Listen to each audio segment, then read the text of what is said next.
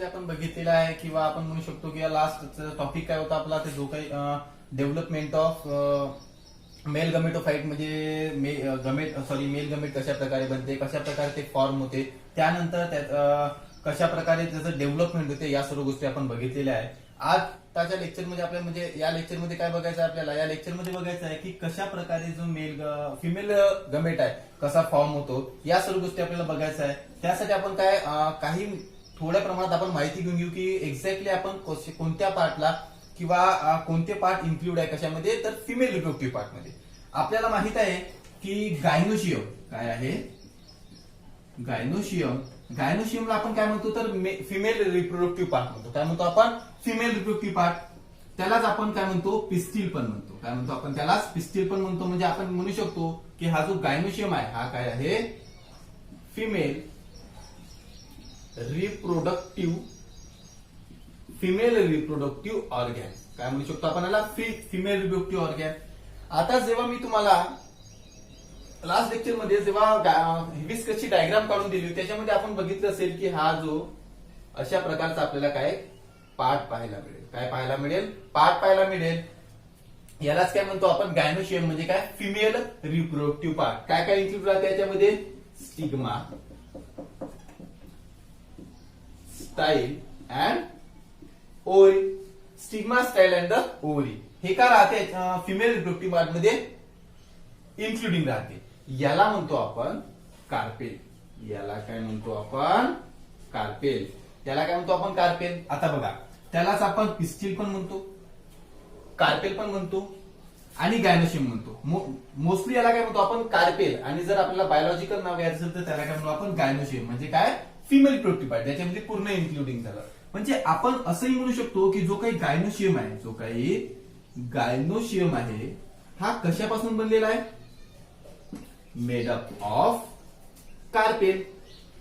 कशापासून बनलेला आहे, कार्पेल पासून. याला काय म्हणतो आपण, गायनोशियम म्हणतो ना. तर गायनोशियम कशापासून बनलेला आहे, कार्पेल पासून बनलेला आहे. मग कार्पेल कशापासून बनलेला आहे, तर आपल्याला माहित आहे कार्पेल मध्ये 3 पार्ट्स इन्क्लुडिंग आहे, रिप्रोडक्टिव्ह, फिमेल रिप्रोडक्टिव्ह. स्टिग्मा आहे, स्टाईल आहे, ओव्हरी आहे. याच्यापासून काय बनलेला आहे, कार्पेल बनलेला आहे. म्हणजे आपण अजून म्हणू शकतो अशा प्रकारे की जो काही कार्पेल आहे हा कशापासून बनलेला आहे, carpel are made up of 3 parts. 3 part पासून काय बनलेला आहे, कार्पेल बनलेला आहे. कोणकोणते आहे 3 पार्ट, ते 3 पार्ट्स. फर्स्ट आहे स्टिग्मा,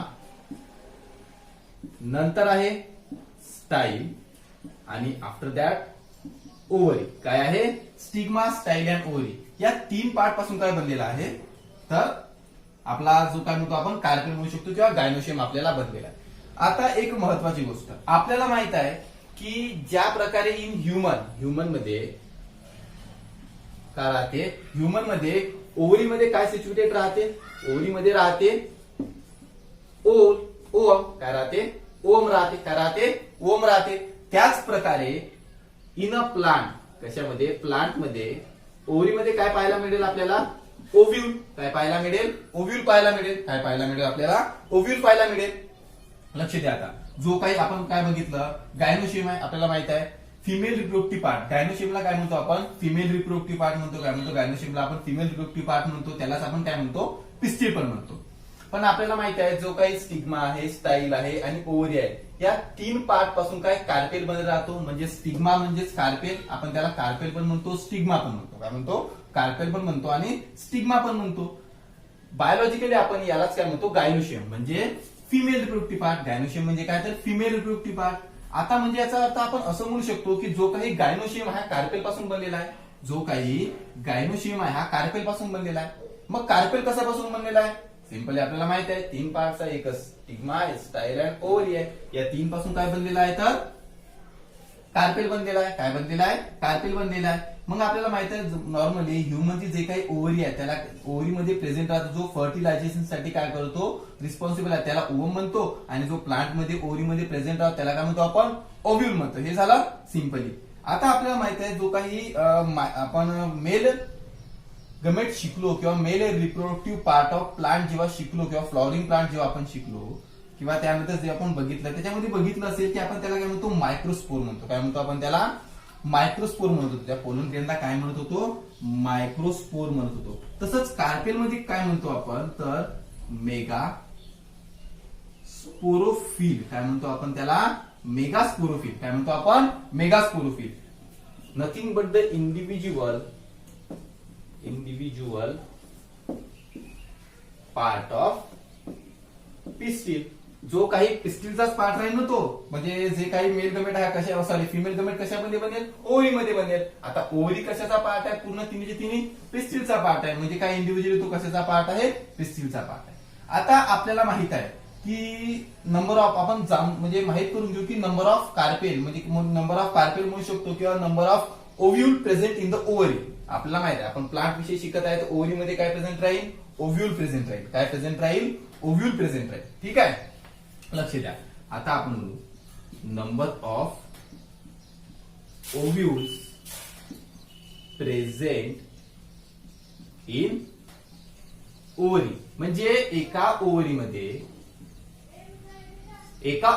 किती ओव्ह्यूल प्रेझेंट राहील. आता काय म्हणत आहे आपण? आपल्याला काय बघायचं आहे की एका ओव्हरीमध्ये किती ओव्ह्यूल प्रेझेंट राहील हे आपल्याला बघायचं आहे. आता एक तर काही म्हणजे दोन प्रकारचे ओव्हरीज असतात. आपल्याला माहिती आहे ह्युमन मध्ये काय मेनी ओव्हम प्रेझेंट राहते एका ओव्हरीमध्ये, बट प्लांट मध्ये तसं नाही.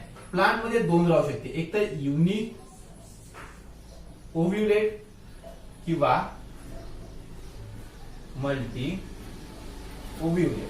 म्हणजे एक तर काही प्लांट राहते, काही सिलेक्टेड प्लांट आहे. आपण एक्झाम्पल साठी घेऊ शकतो काय? बीट तुम्हाला माहित असेल. नंतर आहे टोमॅटो, किंवा आपण लेडी फिंगर पण घेऊ शकतो. लेडी फिंगर, आता लेडी फिंगर आहे किंवा टोमॅटो, यांच्या जे काही यासारख्या प्लांट मध्ये काय एका ओव्हरीमध्ये एकापेक्षा जास्त ओव्ह्यूल प्रेझेंट राहते. टोमॅटो म्हणा किंवा लेडी फिंगर यासारख्या प्लांटच्या ओव्हरीमध्ये काय मल्टी ओव्ह्यूलेट म्हणजे काय? तर एकापेक्षा जास्त ओव्ह्यूल प्रेझेंट राहते. कारण एकापेक्षा जास्त ओव्ह्यूल प्रेझेंट राहते. बट वीट सारखे जे काही प्लांट आहे, काय वीट सारखे जे काही प्लांट आहे यांच्या ओव्हरीमध्ये एकच ओव्ह्यूल प्रेझेंट राहते. कारण ते एकच ओव्ह्यूल प्रेझेंट राहते. म्हणजे त्यांच्यावरची फर्टिलायझेशनसाठी काय राहते? एकच युनि म्हणतो. काय त्याला आपण? युनि ओव्ह्यूलच. काय? एकच ओव्ह्यूल प्रेझेंट राहील. काय राहील? एकच ओव्ह्यूल प्रेझेंट राहील. सिंपली आपण बघून घेतलेलं आहे की कशाला आपण फिमेल रिप्रोडक्टिव्ह पार्ट म्हणतो. नंतर फिमेल रिप्रोडक्टिव्ह पार्ट मध्ये स्टिग्मा, स्टाईल, ओव्हरी राहते. ज्या प्रकारे आपण पोलन ग्रेनला मायक्रोस्पोर म्हणतो, तसंच इथे काय आहे? मेगास्पोरोफिल आहे. काय आहे? मेगास्पोरोफिल आहे. इथे काय ओव्हरीमध्ये दोन प्रकारचे ओव्ह्यूल प्रेझेंट राहू शकते. एक तर मल्टी ओव्ह्युलेट ओव्हरी राहू शकते किंवा एक तर युनि ओव्ह्युलेट ओव्हरी राहू शकते. युनि ओव्ह्युलेट ओव्हरी आपल्याला बीट मध्ये पाहायला मिळेल.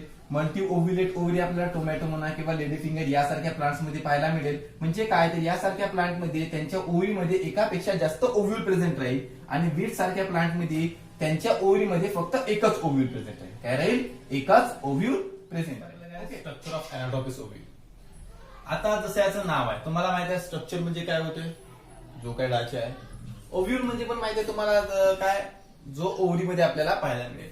पण एनाट्रोपस ओव्ह्यूल म्हणजे काय होते? काय होते आपल्याला तुम्हाला माहित नसेल की एनाट्रोपस ओव्ह्यूल म्हणजे काय होते. घाबरायचं काही कारण नाही, सिंपल आहे. बघा, आपल्याला माहित आहे दोन प्रकारचे प्लांट राहते. काय राहते? दोन प्रकारचे प्लांट राहते. एक राहते अँजिओस्पर्मिक प्लांट आणि एक राहते जिम्नोस्पर्मिक प्लांट. एक राहते अँजिओस्पर्मिक प्लांट आणि एक राहते जिम्नोस्पर्मिक प्लांट. आता आपल्याला माहित आहे अँजिओस्पर्मिक प्लांट म्हणजे काय होते? Flowering plant. Simply clear. त्यानंतर जिम्नोस्पर्मिक प्लांट म्हणजे नॉन फ्लॉवरिंग प्लांट. आता अँजिओस्पर्मिक प्लांटच्या ओव्ह्यूलला काय? अँजिओस्पर्मिक प्लांटच्या ओव्ह्यूलला आपण एनाट्रोपस ओव्ह्यूल म्हणतो. सिंपल आहे. एनाट्रोपस ओव्ह्यूल म्हणजे काय होते? तर अँजिओस्पर्मिक प्लांटच्या ओव्ह्यूलला आपण एनाट्रोपस ओव्ह्यूल म्हणतो. काय म्हणतो? अँजिओस्पर्मिक प्लांटच्या ओव्ह्यूलला आपण एनाट्रोपस ओव्ह्यूल म्हणतो. एनाट्रोपस ओव्ह्यूल यासाठी म्हणतो किंवा it's refer the different structure, म्हणजे काय एक वेगळ्या प्रकारचं स्ट्रक्चर आपल्याला पाहायला मिळेल कशामध्ये? एनाट्रोपस ओव्ह्यूल मध्ये. म्हणून पण त्याला आपण एनाट्रोपस ओव्ह्यूल म्हणतो. आणि मेनली जर एनाट्रोपस ओव्ह्यूलचा अर्थ तुम्हाला समजून घ्यायचा असेल तर जे काही फ्लॉवरिंग प्लांट आहे, अँजिओस्पर्मिक प्लांट आहे, त्याच्यामध्ये जे काही आपल्याला ओव्ह्यूल पाहायला मिळेल तर कशा म्हणजे जी ओव्ह्यूल एनाट्रोपस प्लांट मध्ये राहते म्हणजे फ्लॉवरिंग प्लांट मध्ये राहते त्या ओव्ह्यूलला आपण काय म्हणतो? एनाट्रोपस ओव्ह्यूल म्हणतो. काय म्हणतो आपण? एनाट्रोपस ओव्ह्यूल म्हणतो. आता आपल्याला माहिती आहे जे काही ओव्ह्यूल आहे, हा जो ovule made inside the ovary. Simple सी गोष्ट आपल्याला माहिती आहे, जो काही ओव्ह्यूल आहे हा ओव्हरीच्या आतमध्ये काय होतो, डेव्हलप होतो. काय होतो, जो काही ओव्ह्यूल आहे हा ओव्हरीच्या आतमध्ये डेव्हलप होतो. And attachment with placenta. आता लक्ष द्या बघा, प्लासेंटा म्हणजे काय, काय प्लासेंटा म्हणजे काय, दॅट इज फ्युनिक्युलस. काय दॅट इज फ्युनिक्युलस. लक्ष द्या, इतकं आपल्याला माहित आहे की जो काही ओव्ह्यूल आहे, जे काही डेव्हलप होणार आहे किंवा जे काही ओव्ह्यूल डेव्हलप होते हे ओव्हरीच्या आतमध्ये होते. कुठे होते, तर या ओव्हरीच्या आतमध्ये होते विथ अटॅचमेंट विथ प्लासेंटा. आता प्लासेंटा म्हणजे काय आपल्याला माहित आहे, जे काही फिमेल बॉडीमध्ये इन अ ह्युमन काय अँबिकल कॉर्ड राहतो. प्लासेंटा म्हणून काय राहतो, अँबिकल कॉर्ड राहतो. काय राहतो, प्लासेंटा म्हणून अँबिकल कॉर्ड राहतो. त्याच प्रकारे इन अ फ्लॉवर प्लासेंटा म्हणजे कोण, तर फ्युनिक्युलस. हा जो फ्युनिक्युलस तुम्हाला दिलेला आहे ना, हा जो फ्युनिक्युलस तुम्हाला म्हणजे डायग्राम मध्ये शो होत आहे, हाच काय आहे, या प्लांट मधला प्लासेंटा आहे. हाच काय प्लांट मधला प्लासेंटा आहे. सिंपली बघा, ओव्हरीमध्ये ओव्ह्यूल डेव्हलप होत आहे, ओव्हरीमध्ये ओव्ह्यूल डेव्हलप होत आहे. आणि जी ओव्हरी आणि ओव्ह्यूलला जर कोणी अटॅचमेंट करत असेल तर त्याला काय म्हणतो आपण, प्लासेंटा. काय म्हणतो यामध्ये, त्याला काय म्हणतो आपण, प्लासेंटा अटॅचमेंट करते. आता ह्युमन बॉडीमध्ये इन अ फिमेल प्लासेंटा म्हणून कोण राहतो, तर अँबिकल कॉर्ड राहते. कोण राहते, अँबिकल कॉर्ड राहते. बट इन अ प्लांट मध्ये प्लासेंटा म्हणून कोण आहे, तर फ्युनिकलस आहे. त्याला काय म्हणतो, फ्युनिकल म्हणू शकतो आपण किंवा फ्युनिक्युलस म्हणू शकतो. काय म्हणू शकतो, फ्युनिकल म्हणू शकतो किंवा फ्युनिक्युलस म्हणू शकतो. म्हणजे हा प्लासेंटा काय आहे, नंतर हा फ्युनिकल काय आहे, हे आपल्याला सिंपली क्लिअर झालाय. ठीक आहे. आता त्याच्यानंतर हा जो ओव्ह्यूल किंवा आपण म्हणू शकतो किंवा या फ्युनिक्युलसला किंवा ज्या ओव्ह्यूलला किंवा जे मेन बॉडी आहे आपण म्हणू शकतो किंवा joining part, joining the main body to funiculus और प्लासेंटा इज हायलम.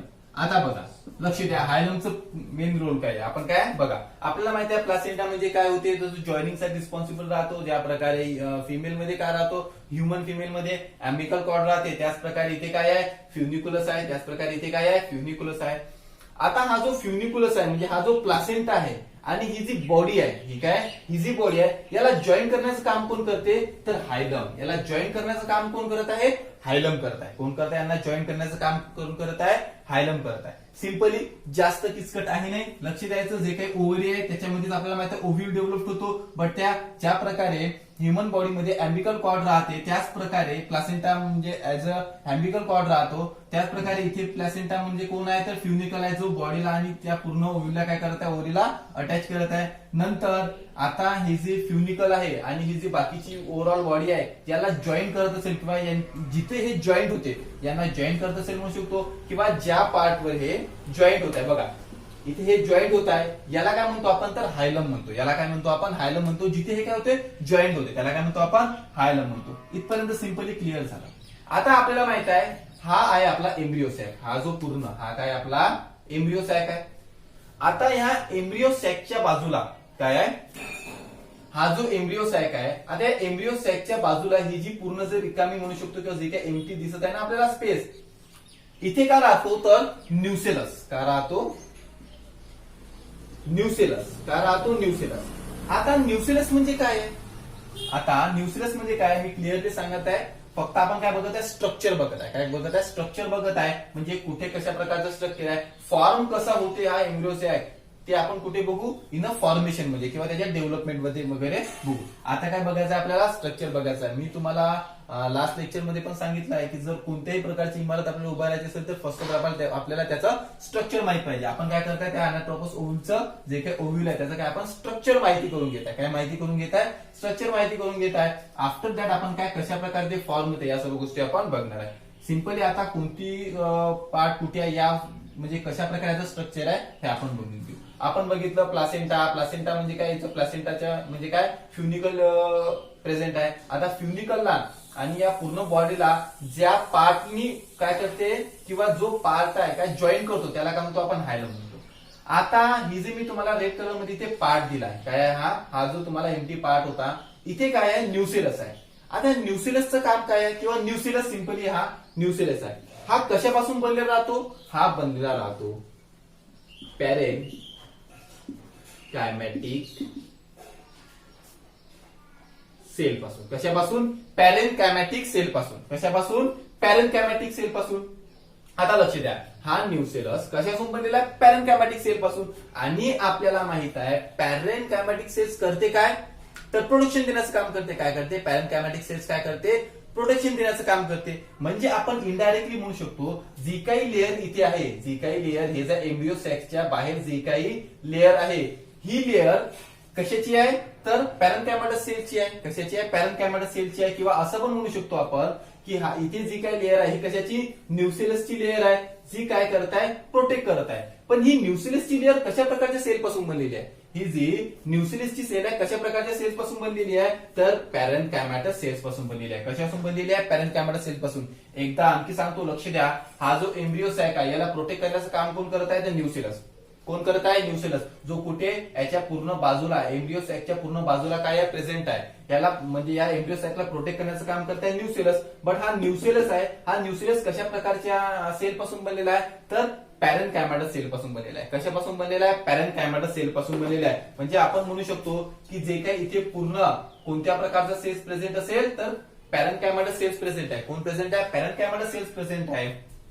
म्हणजे इनडायरेक्टली आपण म्हणू शकतो एम्ब्रियो सॅकला प्रोटेक्ट करण्याचं काम कोण करते, तर न्यूसेलस. आणि न्यूसेलस कशा प्रकारच्या सेल पासून बनलेला आहे, तर पॅरेनकायमॅटिक सेल्स पासून बनलेला आहे. कशापासून बनलेला आहे, पॅरेनकायमॅटिक सेल पासून बनलेला आहे. इथपर्यंत क्लिअर झालं.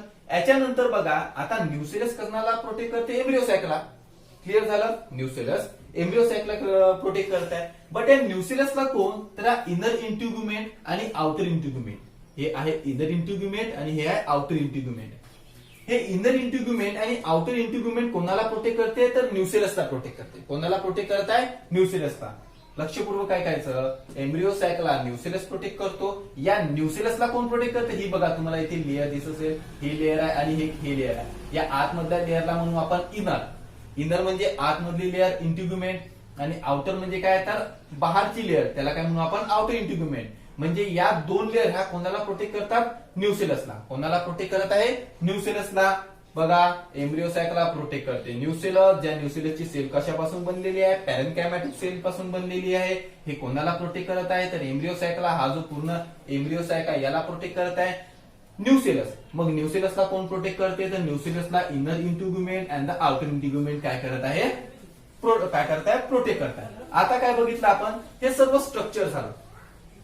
प्लासेंटा बघितला, फ्युनिकल बघितलं, हायलम बघितला, नंतर इथे काय न्यूसेलस आहे जो पॅरेनकायमॅटस सेल पासून बघितला हे बघितलं. मग इनर इंटिग्युमेंट आहे, नंतर आउटर इंटिग्युमेंट आहे. ठीक आहे, या सर्व आपण स्ट्रक्चर बघितलं. नंतर एग आहे, सिनर्जिट्स आहे, एम्ब्रियो सॅक आहे, पोलन सेल्स आहे, त्याला सेकंडरी न्यूक्लियस पण म्हणतो, अँटीपोटल आहे, चलायज आहे. हे सर्व कशाचे पार्ट आहे, तर हे आहे पूर्ण एम्ब्रियो सॅकचा पार्ट. हा कशाचा पार्ट आहे, पूर्ण जे काही हे जे आहे पूर्ण हा कशाचा पार्ट आहे, तर सॉरी हा कशाचा पार्ट आहे, एम्ब्रियो सॅकचा पार्ट आहे. आता हा एम्ब्रियो सॅकचा पार्ट आपण केव्हा शिकू, किंवा आपल्या याविषयी केव्हा आपल्याला माहिती होईल, जेव्हा आपण हा एम्ब्रियो सॅक कसा फॉर्म होत आहे, काय हा एम्ब्रियो सॅक कसा फॉर्म होत आहे त्याच्यासोबतच आपण या सर्व गोष्टी म्हणजे पोलर सेल म्हणू शकतो, किंवा सेकंडरी न्यूक्लियस आहे, एम्ब्रियो सॅक आहे, एग्स आहे, सिनर्जिट, या सर्व गोष्टी आपण जेव्हा हा एम्ब्रियो सॅक फॉर्म होईल, म्हणजे आपण म्हणू शकतो डेव्हलपमेंट ऑफ फिमेल गमेट, जो काही फिमेल गमेटचा काय होईल, डेव्हलपमेंट होईल, तेव्हा आपण या पोलन सॅक एम्ब्रियो सॅक विषयी काय करू, जाणून घेऊ. सिंपली आपण काय बघितलं, स्ट्रक्चर. कशाचं बघितलं, तर अॅनाट्रोपस ओव्ह्यूलचं. कशाचं स्ट्रक्चर बघितलंय, अॅनाट्रोपस ओव्ह्यूलचं. अॅनाट्रोपस ओव्ह्यूल म्हणजे आपल्याला माहिती आहे दोन प्रकारचे प्लांट राहते. एक राहते अँजिओस्पर्मिक प्लांट्स आणि एक राहते जिम्नोस्पर्मिक प्लांट्स. अँजिओस्पर्मिक प्लांट म्हणजे आपल्याला माहिती आहे फ्लॉवरिंग प्लांट होतो, आणि जिम्नोस्पर्मिक प्लांट्स म्हणजे आपल्याला माहिती आहे की नॉन फ्लॉवरिंग प्लांट होतो. आता जो फ्लॉवरिंग प्लांट आहे अँजिओस्पर्मिक प्लांट, या अँजिओस्पर्मिक प्लांटच्या ओव्ह्यूलला काय म्हणतो आपण, अॅनाट्रोपस ओव्ह्यूल. काय म्हणतो आपण, अॅनाट्रोपस ओव्ह्यूल. सिंपली लक्षात ठेवायचं काय, अँजिओस्पर्मिक प्लांटच्या ओव्ह्यूलला आपण अॅनाट्रोपस ओव्ह्यूल म्हणतो. नंतर काय आहे आपल्याला माहित आहे, आणि ओव्हरीच्या आतमध्येच ओव्ह्यूल काय होते, डेव्हलप होते, हे पण आपल्याला सिंपली माहित आहे. पण जे काही ओव्हरी आणि ओव्ह्यूला जॉईंट करण्याचं काम आहे कोण करते अटॅचमेंट? प्लासेंटा. जो ह्युमन बॉडीमध्ये अँबिकल कॉर्ड राहते म्हणजे ह्युमन फिमेल बॉडीमध्ये ज्या प्रकारे अँबिकल कॉर्ड अटॅच करते त्याच प्रकारे प्लासेंटा म्हणून येते कोण? तर फ्युनिकल अटॅच करत आहे. ठीक आहे. त्यानंतर या फ्युनिकलला किंवा या पूर्ण बॉडीला ज्या पॉइंटून या फ्युनिकल आणि पूर्ण बॉडी अटॅच होते त्याला काय म्हणतो आपण? हायलम म्हणतो. त्याला काय म्हणतो आपण? हायलम म्हणतो. त्याच्यानंतर इथे काय प्रेझेंट राहते? न्यूसिलस. इथे काय प्रेझेंट आहे? न्यूसिलस प्रेझेंट आहे. हा न्यूसिलसचं काम काय आहे? तर एम्ब्रिओ सॅकला प्रोटेक्ट करणं. काय काम आहे? या पूर्ण एम्ब्रिओ सॅकला प्रोटेक्ट करणं जे न्यूसिलसचं काम आहे. पण ते न्यूसिलस मध्ये जे काही न्यूसिलस कशा प्रकारच्या सेल पासून बनलेला आहे? पॅरेन्कायमाटस सेल पासून बनलेले आहे. आणि आपल्याला माहिती आहे याचं काम हे काय करते? पॅरेन्कायमाटस सेल तो प्रोटेक्शन देण्याचं काम करते. म्हणजे आपण म्हणू शकतो की जो काय एम्ब्रिओ सॅक आहे याला प्रोटेक्ट करण्याचं काम कोण करत आहे? न्यूसिलस करत आहे. आणि न्यूसिलसची जे काही लेअर आहे ही कशा प्रकारच्या सेल पासून बनलेली आहे? पॅरेन्कायमाटस सेल पासून बनलेली आहे. नंतर हे तर झालं एम्ब्रिओ सॅकला न्यूसिलस प्रोटेक्ट करत आहे. मग न्यूसिलसला कोण प्रोटेक्ट करते? तर न्यूसिलसला इनर इंटिग्युमेंट आणि आउटर इंटिग्युमेंट काय करत आहे? प्रोटेक्ट करत आहे. आता हे तर झालं पूर्ण स्ट्रक्चर. आता आपण काय बघायचं तर कशा प्रकारे हा जो एम्ब्रिओ सॅक आहे हा कशा प्रकारे फॉर्म होतो आणि कशा प्रकारे मग आपल्याला फिमेल गमेट आपल्याला मिळते.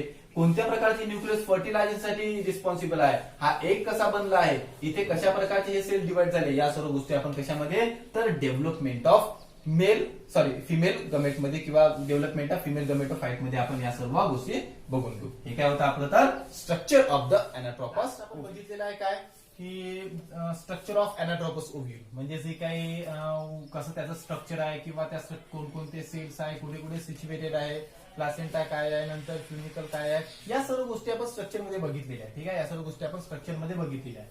आता आपल्याला काय बघायचं आहे की डेव्हलपमेंट ऑफ फिमेल गमेटोफाइट म्हणजे जो काही एम्ब्रिओ सॅक आहे तो कशा प्रकारे त्याचं डेव्हलपमेंट होतं, कशा प्रकारे फॉर्म होतो, या सर्व गोष्टी आपल्याला बघायचं आहे. आता ज्या प्रकारे गमेटोफाइट आपण मेल रिप्रोडक्टिव्ह पार्ट मध्ये गमेटोफाइट म्हणजे काय तर मायक्रोस्पोरोजेनेसिस होते. काय होते? मायक्रोस्पोरोजेनेसिस म्हणजे फॉर्मेशन ऑफ पोलन ग्रेन. त्याच प्रकारे इथे गमेटोफाइट मध्ये काय होते तर मेगास्पोरोजेनेसिस. मी तुम्हाला आधीही सांगितलं की मेल रिप्रोडक्टिव्ह पार्ट मध्ये आपण पोलन ग्रेनला काय म्हणतो म्हणजे जो काही मेल गमेट आहे त्याला म्हणतो मायक्रोस्पोर. त्याला काय म्हणतो आपण? मायक्रोस्पोर. आणि इथे काय म्हणतो याला आपण? मेगास्पोर. आणि मायक्रोस्पोरोजेनेसिस फॉर्मेशन ऑफ मायक्रोस्पोर, मेगास्पोरोजेनेसिस म्हणजे फॉर्मेशन ऑफ मेगास्पोर. ठीक आहे. आता बघा आपल्याला काय बघायचं आहे जे काही कशा प्रकारे एम्ब्रिओ सॅक फॉर्म होते, काय होते किंवा त्याचं डेव्हलपमेंट स्टेप बाय स्टेप कशा प्रकारे होते या सर्व गोष्टी आपल्याला बघायच्या. लक्ष द्या. आता आपल्याला माहित आहे कोणत्याही प्रकारचा ऑफस्प्रिंग म्हणा किंवा कोणत्याही प्रकारचा प्रोडक्ट जर डेव्हलप होत असेल तर त्याच्या मदर सेल पासूनच डेव्हलप होतो. कुठून होतो? त्याच्या मदर सेल पासून डेव्हलप होतो. त्याच प्रकारे ही जी पुढची काही प्रोसेस आहे किंवा जो काही आपल्याला हॅप्लॉइड मेगास्पोर मिळणार आहे हा कुठून मिळणार आहे? त्याच्या मदर सेल पासून. कुठून मिळणार आहे? त्याच्या मदर सेल पासून. लक्ष द्या इकडे. आता आपल्याला ही जी आहे काय आपल्यापाशी काय अवेलेबल आहे? मदर सेल आहे जी काय डिप्लॉइड आहे. कशी आहे? डिप्लॉइड म्हणजे आपल्याला माहिती आहे डिप्लॉइड म्हणजे काय होते? Including 2 chromosome. काय? 2 क्रोमोझोम्स आहे याच्यापाशी. मेगास्पोर मदर सेल आपल्यापाशी डिप्लॉइड आहे. पण आपल्याला काय पाहिजे? हॅप्लॉइड मेगास्पोर पाहिजे. काय पाहिजे आपल्याला? हॅप्लॉइड मेगास्पोर पाहिजे. त्याच्यासाठी काय करू आपण? या डिप्लॉइड मदर सेलला किंवा आपण या डिप्लॉइड मदर सेलचं मियोटिक डिव्हिजन करू. काय करू? डिप्लॉइड मदर सेलचं मियोटिक डिव्हिजन करू. म्हणजे तेव्हाच आपला काय जो काही डिप्लॉइड आहे जो काही आपल्यापाशी डिप्लॉइड मदर सेल आहे कशामध्ये? हॅप्लॉइड मध्ये कन्वर्ट होईल. कशामध्ये? हॅप्लॉइड मध्ये कन्वर्ट होईल. मदर सेल आपल्याशी डिप्लॉइड आहे, मियोटिक डिव्हिजन केलं त्याच्यानंतर आपल्याला 4 हॅप्लॉइड मेगास्पोर मिळाले. काय मिळाले? 4 हॅप्लॉइड मेगास्पोर मिळाले. सिंपली आपल्याशी डिप्लॉइड होतं, डिप्लॉइडचं मियोटिक डिव्हिजन आणि हॅप्लॉइड. ठीक आहे. इथपर्यंत क्लिअर आहे.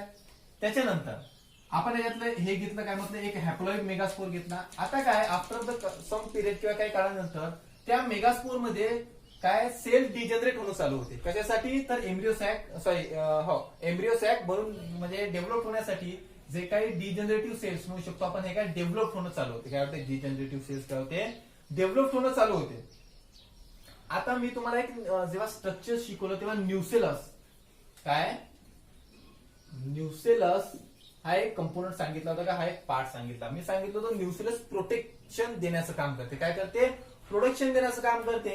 Made from the parenchymatous cell. Parenchymatous cell पासून न्यूसेलस बनलेला राहतो आणि तो काय करतो तर या पूर्ण एम्ब्रिओ सॅकला प्रोटेक्ट करण्याचं काम करतो. बट इथे आता एम्ब्रिओ सॅक बनलेला आहे का? नाही आहे. इथे पण काय आपण म्हणू शकतो प्रोटेक्ट किंवा नरिशमेंट देण्याचं काम करतो. काय करतो? न्यूसेलस इथे नरिशमेंट देण्याचं काम करत आहे. काय करत आहे? नरिशमेंट देण्याचं काम करत आहे. ठीक आहे. डिप्लॉइड पासून मियोटिक डिव्हिजन केलं, हॅप्लॉइड मेगास्पोर मिळाला, त्याचं काय झालं? डिजनरेट सेल झाले, नवीन सेल अजून काय झाले? डिजनरेट झाले. नंतर इथे काय न्यूसेलस आहे, कशासाठी काय करताय? Nucellus provide the nourishment. काय करताय? नरिशमेंट प्रोव्हाइड करत आहे. आफ्टर द सम टाइम आपल्यापाशी काय हॅप्लॉइड अशा प्रकारचा एक हॅप्लॉइड मेगास्पोर काय आपल्याला पाहायला मिळेल. काय आपल्याला हॅप्लॉइड मेगास्पोर मिळाला. आता तुम्ही जर एक लक्ष दिलं कशाकडे, तर आपल्या मेगास्पोरकडे, कशाकडे किंवा आपण म्हणू शकतो एम्ब्रियोसाइटकडे, तर आपल्यापाशी बघा 1 2 3 4 5 6 7 आणि 8 न्यूक्लिय. काय आपल्यापाशी 8 न्यूक्लिय आहे. किती आहे? 8 न्यूक्लिय आहे. पण इथे ते एकच आहे. तर आपल्याला 8 बनवण्यासाठी काय करावं लागेल? बघा आता आपल्याला माहित आहे की जर एका बॉडी पासून दुसरी बॉडी तयार करायची असेल तर मियोसिस करतो, मियोसिस डिव्हिजन करतो. काय करतो आपण? मियोटिक डिव्हिजन करतो. बट आपल्याला नवीन सेल डेव्हलप किंवा आपण म्हणू शकतो 2 क्रोमोझोम जर डेव्हलप करायचे असेल तर आपण काय करतो? मायटोटिक डिव्हिजन करतो. काय करतो आपण? मायटोटिक डिव्हिजन करतो. म्हणजे बॉडी डिवाइड करायचं असेल तर मियोटिक डिव्हिजन आणि सेल डिवाइड किंवा क्रोमोझोम डिवाइड करायचे असेल तर मायटोटिक डिव्हिजन. इथपर्यंत आलो होतो आपण. इथपर्यंत काय चालू होतं आपलं? Meiotic division. काय चालू होतं किंवा आपण म्हणू शकतो मियोसिस डिव्हिजन. काय मियोटिक डिव्हिजन चालू होतं. आता का बरं इथपर्यंत मियोटिक डिव्हिजन? कारण इथे कोणत्याही प्रकारचा आपण नवीन सेल डेव्हलप केलेला आहे का? नाही केलेला आहे. आता काय करायचं आपल्याला? नवीन सेल म्हणू शकतो किंवा नवीन न्यूक्लियस आपल्याला काय करायचं आहे? डेव्हलप करायचं आहे. याच्यासाठी एकापासून 2 न्यूक्लियस बनण्यासाठी किंवा एकापासून 2 सेल बनण्यासाठी आपल्याला कोण मदत करेल? त्यासाठी आपल्याला काय करावं लागेल? तर मायटोटिक डिव्हिजन करावं लागेल. काय करावं लागेल? मायटोटिक डिव्हिजन करावं लागेल. लास्ट पर्यंत आपल्याला किती न्यूक्लियस पाहिजे? 8 न्यूक्लियस पाहिजे. तर आपल्याला कितीदा मायटोटिक डिव्हिजन करावं लागेल? बघा हा 1 आहे. ठीक आहे. 1 पासून काय बनवायचे? 2. 2 पासून काय बनेल? 4. ठीक आहे. आणि या 4 पासून काय बनेल? 8. ठीक आहे. म्हणजे आपण म्हणू शकतो 1 2 आणि 3. म्हणजे आपल्याला 3दा मायटोटिक डिव्हिजन करावं लागेल. कितीदा मायटोटिक डिव्हिजन करावं लागेल? 3दा. बघा एक हॅप्लॉइड आपल्यापाशी काय आहे? मेगास्पोर आहे. Haploid megaspore. ठीक आहे. त्याच्यापासून आता आपल्यापाशी एकच न्यूक्लियस आहे. त्याचं मायटोटिक डिव्हिजन केलं तर आपल्याला 2 न्यूक्लियस मिळाले. काय मिळाले?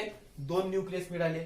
त्याचं सेकंड मायटोटिक डिव्हिजन, हे झालं फर्स्ट मायटोटिक डिव्हिजन, हे झालं second mitotic division. Second mitotic division केल्यानंतर आपल्याला काय 4 न्यूक्लियस मिळाले. आपल्याला काय मिळाले? 4 न्यूक्लियस किंवा 4 न्यूक्लिय मिळाले आपल्याला. ठीक आहे. आता आपल्याला किती पाहिजे? 8 पाहिजे. किती पाहिजे आपल्याला? 8 पाहिजे. एकाचे 2, 2 चे 4, 4 झाले. अजून आपल्याला 4 पाहिजे. तर मग काय याचं अजून काय म्हणू शकतो आपण? थर्ड मायटोटिक डिव्हिजन होते. काय होते याचं? Third mitosis. काय? Third mitotic division. काय होते याचं? थर्ड मायटोटिक डिव्हिजन होते. नंतर बघा आपल्याला 1 2 3 4 5 6 7 8 न्यूक्लिय मिळते. काय मिळते? 8 न्यूक्लिय मिळते. लक्ष द्या. मदर सेल डिप्लॉइड होती, त्याचं मियोसिस केलं, मियोटिक डिव्हिजन केलं, आपल्याला हॅप्लॉइड मेगास्पोर मिळाला. नंतर ते डिजनरेट झालं. न्यूक्लियस काय करत आहे? नरिशमेंट देण्याचं काम करत आहे. बट आता आपल्याला काय लास्ट जेव्हा आपण एम्ब्रियोसाइट बघत आहे तर आपल्याला काय एम्ब्रियोसाइट मध्ये किती? 8 न्यूक्लिय पाहिजे. किती पाहिजे? 8 न्यूक्लिय पाहिजे. त्यासाठी काय करावं लागेल आपल्याला? Mitotic division. आपण फर्स्ट मायटोटिक डिव्हिजन केलं, सेकंड मायटोटिक डिव्हिजन केलं आणि थर्ड मायटोटिक डिव्हिजन केलं. कशासाठी? कारण फर्स्ट मायटोटिक डिव्हिजन केलं तेव्हा आपल्याशी 2च न्यूक्लिय होते. त्याच्यानंतर सेकंड मायटोटिक डिव्हिजन केलं, आपल्याला 4 न्यूक्लिय आले. आफ्टर दॅट आपण काय जेव्हा त्याचं थर्ड मायटोटिक डिव्हिजन केलं तर आपल्याला 8 न्यूक्लिय मिळाले. काय मिळाले आपल्याला? 8 न्यूक्लिय मिळाले. हे जे 3 न्यूक्लिय आहे वरती जे अप डाऊन म्हणजे वरच्या पोझिशनला काय अटॅच आहे त्याला म्हणतो आपण 3 अँटीपोडॉल सेल्स. काय म्हणतो आपण त्याला? 3 अँटीपोडॉल सेल्स. हे काय करते तर प्रोटेक्ट टू बॉडी, बॉडीला प्रोटेक्ट करण्याचं काम करते. काय करते? बॉडीला प्रोटेक्ट करण्याचं काम करते. मी तुम्हाला सांगितलं होतं याच्या बाहेरचं जे काही स्ट्रक्चर आहे हे आपण बघितलेलं आहे. आता आपल्याला बघायचं आहे. त्याच्यातलं जेव्हा तुम्ही लास्ट जर माग थोडा व्हिडिओ नेला तिथे मी तुम्हाला एक अँटीपोडल सेल लिहून दिलं होतं. तर अँटीपोडल सेल कुठून जनरेट झाले तर आपल्याला माहिती आहे आपण मायटोटिक डिव्हिजन केलं, त्याच्यानंतर आपल्याला काय न्यूक्लिय मिळाले. त्यातले 3 न्यूक्लिय काय कुठे वरती जाऊन अटॅच झाले, त्यालाच म्हणतो आपण अँटीपोडल सेल्स. काम काय आहे तर जे काही बॉडी बनेल त्याला प्रोटेक्ट करण्याचं काम कोणाचं आहे तर अँटीपोडल सेल. नंतर बघा 3 काय झाले आहे? 3 न्यूक्लिय काय खाली म्हणजे आपण म्हणू शकतो डाऊनवर्डला काय झाले तिथे अटॅच झालेली आहे. त्याच्यातले जे फर्स्ट आहे आणि थर्ड म्हणजे फर्स्ट आणि लास्ट म्हणू शकतो, ह्या दोनला काय म्हणतो आपण सिनर्जिट्स. यांना काय म्हणतो आपण सिनर्जिट्स. आणि सर्वात मेन हा जो मधला आहे हा आहे एक ज्याला आपण फिमेल गमेट म्हणतो. आणि या फिमेल गमेटच बनण्यासाठी आपण इथं सर्व प्रोसिजर काय करत आहे, शिकत आहे किंवा हे सर्व प्रोसिजर आपण बघत आहे. आणि लास्ट काय आपल्याला जो मध्ये अवेलेबल आहे त्याला काय म्हणतो आपण एक म्हणजे फिमेल गमेट, त्याला काय म्हणतो आपण फिमेल गमेट. आणि हे काय झाले दोन पोलर न्यूक्लिआय, हे काय झाले टू पोलर न्यूक्लिआय. काही काळानंतर काय होते आफ्टर डेव्हलपमेंट नंतरची प्रोसेस काय तर न्यूक्लिअर फ्युजन होते. न्यूक्लिअर फ्युजन कोणाचं होते, हे जे दोन न्यूक्लिआय आहे, हे जे दोन न्यूक्लिआय आहे हे काय होते फ्यूज होते. काय होते हे फ्यूज होते. म्हणजे एक मी जस्ट काढून देते तुम्हाला काय हा एकाचे काय दोन फ्यूज होईल त्याला म्हणतो आपण न्यूक्लिअर फ्युजन. आता जर आपण या पूर्ण एम्ब्रियो सायकलला जर बघितलं तर आपल्याला माहित आहे हा काय आपण म्हणू शकतो हा काय पूर्ण मॅच्युअर एम्ब्रियो सॅक आहे. हा काय मॅच्युअर एम्ब्रियो सॅक आहे. काय हा मॅच्युअर एम्ब्रियो सॅक आहे किंवा आपण म्हणू शकतो याला फिमेल गमेटोफाइट. याला काय म्हणू शकतो आपण फिमेल गमेटोफाइट. आता जर याच्यामध्ये आपण बघितलं तर आपल्याला काय 1 2 3 4 5 6 आणि 7 न्यूक्लिआय पाहायला मिळेल. किती पाहायला मिळेल 7 न्यूक्लिआय. इथे तर 8 होते आणि इथे कसे का बरं 7, कारण आपल्याला माहित आहे हे जे 2 होते हे काय झालंय फ्यूज झालंय. काय झालंय हे फ्यूज झालंय म्हणून इथे काय 7 आहे. लक्ष द्या हा काय झाला पूर्ण मॅच्युअर एम्ब्रियो सॅक आहे. काय पूर्ण मॅच्युअर एम्ब्रियो सॅक आहे त्यालाच आपण फिमेल गमेटोफाइट म्हणतो. तर याच्यामध्ये इन्क्लूड काय आहे, काय इन्क्लूड आहे तर 7 न्यूक्लिआय. काय आहे याच्यामध्ये 7 न्यूक्लिआय. त्या 7 न्यूक्लिआय मधून जे काही 6 आहे हे 6 काय आहे हॅप्लॉइड आहे. 6 काय आहे हॅप्लॉइड आहे आणि एक काय आहे तर डिप्लॉइड आहे. आता कसे डिप्लॉइड बघा 1 2 3 4 5 6 6 काय आहे हॅप्लॉइड आहे अलग अलग आहे. आणि इथे आपल्याला माहित आहे काय तर न्यूक्लिअर फ्युजन झालाय म्हणजे 2 न्यूक्लियसचं काय झालंय फ्युजन झालाय म्हणजे हा काय आहे हॅप्लॉइड आहे. लक्ष द्या आता सिंपली आपल्याला माहिती आहे मदर सेल होती डिप्लॉइड आपल्यापासून. त्या मदर सेल पासून काय केलं आपण मियोटिक डिव्हिजन केला. आपल्याला डिप्लॉइडचे काय हॅप्लॉइड म्हणजे 2 क्रोमोझोम नाही तर 1 क्रोमोझोम असणारे आपल्याला मेगास्पोर मिळाले. कशा प्रकारे तर मियोटिक डिव्हिजन केला आपण आणि डिप्लॉइड पासून आपल्याला हॅप्लॉइड मिळाला. त्याच्यानंतर काय केलं तर काय हे जे आहे डिजनरेट झाले सेल्स. काय झाले डिजनरेट सेल झाले आहे. आता तुम्हाला जर न्यूसेलस समजायचं असेल तर तुम्हाला थोडं मागे जावे लागेल. आणि मागे तुम्हाला सांगितलं की न्यूसेलस काय आहे इट्स इज द म्हणजे एक एम्ब्रियो सॅकच्या बाजूला एक कव्हरिंग राहते जे प्रोटेक्ट करण्याचं काम करते. कोणाला या एम्ब्रियो सॅकला. कोणाला या एम्ब्रियो सॅकला. ठीक आहे. पण इथे काय ते नरिशमेंट देण्याचं काम करत आहे. आपल्यापाशी एक मेगास्पोर झाला. त्या मेगास्पोर पासून आपण फर्स्ट मायटोटिक डिव्हिजन केला आपल्याला 2 न्यूक्लिआय मिळाले. सेकंड मायटोटिक डिव्हिजन केलं 4 न्यूक्लिआय मिळाले. थर्ड मायटोटिक डिव्हिजन केलं तर 8 न्यूक्लिआय मिळाले आपल्याला. किती मिळाले 8 न्यूक्लिआय मिळाले. त्यातले 3 काय वरती अटॅच झाले त्याला म्हणतो आपण अँटीपोडॉल सेल्स जे प्रोटेक्शन देण्याचे काम करतात. 3 खाली अटॅच झाले त्यातून 2 काय आहे सिनर्जिट्स आहे आणि एक काय एक सेल. याच्यासाठीच आपण सर्व इतके शिकलो. यालाच काय म्हणतो आपण female gamete which are responsible for the fertilisation. ठीक आहे. नंतर काय आहे तर 2 पोलर न्यूक्लिआय. काय आहे 2 पोलर न्यूक्लिआय. आफ्टर बस याच्यानंतर एकच प्रोसेस आहे की हे जे 2 पोलर न्यूक्लिआय म्हणजे वेगळ्या जागेवर सिच्युएटेड होते हे काय होते फ्यूज होते. काय होते हे फ्यूज होते. तर याच्या पहिल्या स्टेजमध्ये आपल्यापाशी किती 8 न्यूक्लिआय आहे. 1 2 3 4 5 6 7 8 8 न्यूक्लिआय आहे. आणि इथे किती प्रेझेंट आहे तर 1 2 3 4 5 6 आणि 7. मग एक कुठे गेला तर त्याच्यासाठी आपण हे न्यूक्लिअर फ्युजनची जी प्रोसेस काय घडून आणली म्हणजे हे जे 2 न्यूक्लिआय होते हे काय झाले फ्यूज झाले. आता इथे पूर्ण आपल्यापाशी हॅप्लॉइड न्यूक्लिआय प्रेझेंट होते. काय होते हॅप्लॉइड न्यूक्लिआय प्रेझेंट होते. बट जेव्हा याचं न्यूक्लिअर फ्युजन झालं तर 6 एकूण किती 7 न्यूक्लिआय आहे. त्यातून 6 काय आपल्यापाशी 1 2 3 4 5 6 हॅप्लॉइड आहे आणि हे काय आहे डिप्लॉइड आहे. याला डिप्लॉइड याच्यासाठी म्हटलं आपण कारण हा जो एक होता इथे काय झाले 2 फ्यूज झाले. म्हणजे आपण म्हणू शकतो की आता आपल्यापाशी मॅच्युअर एम्ब्रियो सॅक आहे. काय आहे मॅच्युअर एम्ब्रियो सॅक आहे विच आर रिस्पॉन्सिबल किंवा फर्दर नंतर काय तो फर्टिलायझेशन करेल. म्हणजे एक मॅच्युअर एम्ब्रियो सॅक आपल्याशी प्रेझेंट आहे आणि त्यालाच आपण फिमेल गमेटोफाइट म्हणतो. म्हणजे आणि त्या फिमेल गमेटोफाइट मध्ये 7 न्यूक्लिआय आहे. 7 न्यूक्लिआय मधून 6 काय आहे हॅप्लॉइड आहे आणि एक काय आहे डिप्लॉइड आहे. अशा प्रकारे जे काही आपण मेगास्पोरोजेनेसिस म्हणजे म्हणू शकतो की जो काही एम्ब्रियो सॅक आहे हा काय केलाय फॉर्म केलेला आहे. आता याच्यातले काही कंपोनंट आपण काय स्ट्रक्चर मध्ये शिकलो. म्हणजे कशा प्रकारे ते कंपोनंट फॉर्म होतात आणि आपण त्या स्ट्रक्चर मध्ये जे अँटीपोडॉल आहे, टू पोलर न्यूक्लिआय, सिनर्जिड्स आहे, एक्स आहे, हे आपण तेव्हा बघितलेलं नव्हतं, आता बघितलेलं आहे. तर म्हणजे तुम्हाला समजलं असेल की एक्झॅक्टली स्ट्रक्चर कसं आहे आणि कशा प्रकारे एम्ब्रियो सॅक फॉर्म